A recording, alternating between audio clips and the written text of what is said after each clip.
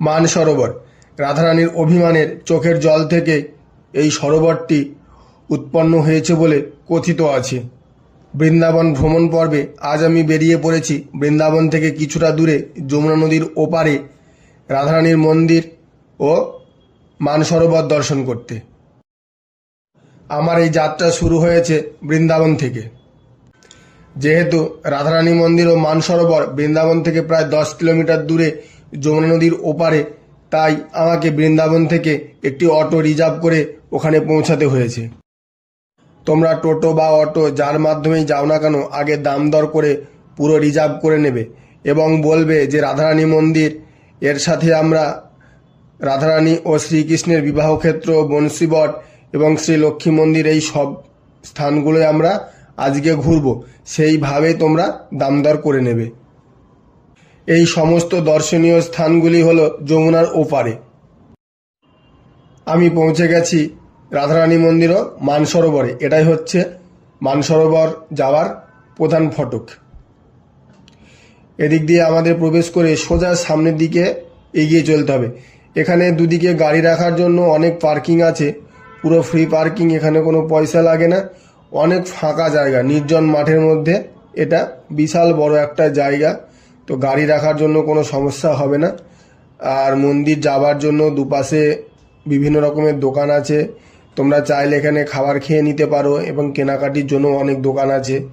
এখানে সব ব্যবস্থা আছে, বাথরুমের ব্যবস্থাও আছে, কোনো অসুবিধা হবে না।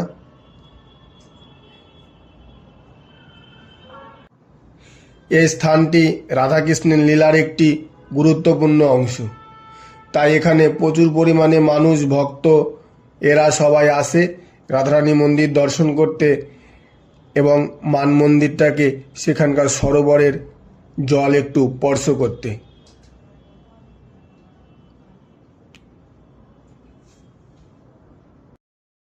প্রধান গেট দিয়ে প্রবেশ করার পর সামনের দিকে কিছুটা এগিয়ে যেতেই বাঁদিকে পড়বে একটি শিব মন্দির। আর এই মহাদেব মন্দির দর্শন করার পরেই কিছুটা এগিয়ে যেতেই এই যে হলুদ রঙের যে মন্দিরটা দেখতে পাচ্ছ, ওটা হলো হনুমান মন্দির। প্রথমে সামনের দিকে এগিয়ে গিয়ে আমরা প্রথমে হনুমানজির দর্শন করে নেব। হনুমানজিকে দর্শন করার পরে আমরা সামনের দিকে এগিয়ে যাব। সামনের দিকে এগিয়ে যেতে যেতেই এই যে সুন্দর যে গেটটা আমরা দেখতে পাচ্ছি, হ্যাঁ, ওটাই হলো মানসরোবর।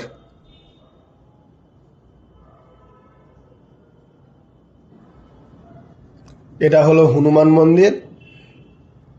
আর এই যে সাদা রঙের এই যে মন্দিরটা দেখা যাচ্ছে, এটাই হলো রাধারানীর মন্দির। এখানে রাধারানী ও শ্রীকৃষ্ণের মানভঞ্জনের একটি চিত্র আছে, যেটা একবার দেখে নেবে, মন ভরে যাবে।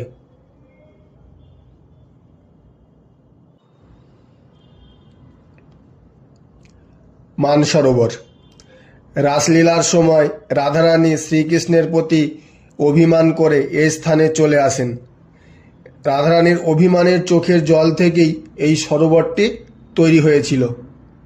এরপর ভগবান শ্রীকৃষ্ণ এখানে এসে বাঁশি ও মস্তক রাধারানীর চরণে রেখে রাধারানীর মানভঞ্জন করেন। অপূর্ব সুন্দর এই জায়গাটিকে স্মৃতি হিসাবে রাখার জন্য এখানে সবাই ফটো তুলছে, ছবি করছে এবং অনেকে আবার এখানকার জল মাথায় ছিটিয়ে নিচ্ছে। চাইলে তোমরাও এখানকার জল মাথায় ছিটিয়ে নিতে পারো। এবং এরপরে আমরা মন্দির দেখা সম্পূর্ণ করে পরবর্তী যে স্থানগুলো আছে দর্শনীয়, সেগুলোই আমরা দেখতে এখান থেকে চলে যাব। তাহলে চলো যাওয়া যাক।